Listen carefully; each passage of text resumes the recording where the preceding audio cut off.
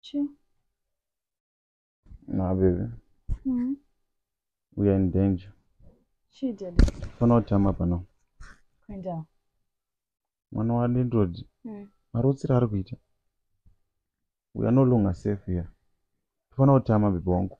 Mwezi watopera. Ngatsvage imba.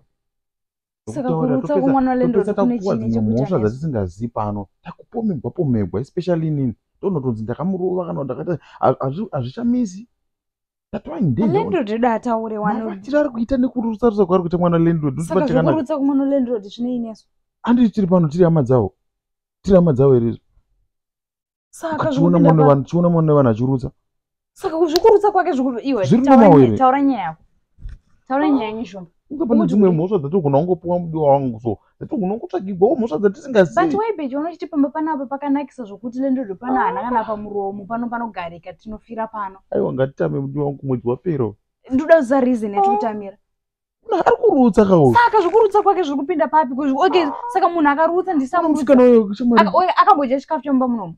Aiwa. Chodinonzi taimusira mushonga arutsa. Musikana utanga kurutsa kabhabata vavatira kunopuwa mhosva mudiwa wangu ngatingotama takanyarara.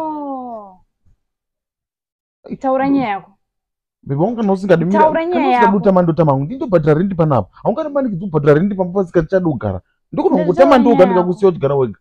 Mwana wavanhu ari kurutsa uko. Musikana wewe saka zvokurutsa kwake zvapinda papi zvinokuafekta papi? Taura nyaya yako. Ndingabhadhara rendi pane mwana anorutsa. Ndingabhadhara rendi. Ndiudze nyaya yako yakazara. Taura nyaya yako. Uri kuti kudiwe. Kupuwa mhosva mudiwa wangu. Saka zvonoti ndenichiona ka. Ndichiona mamovements ako. Watotanga. You've started again.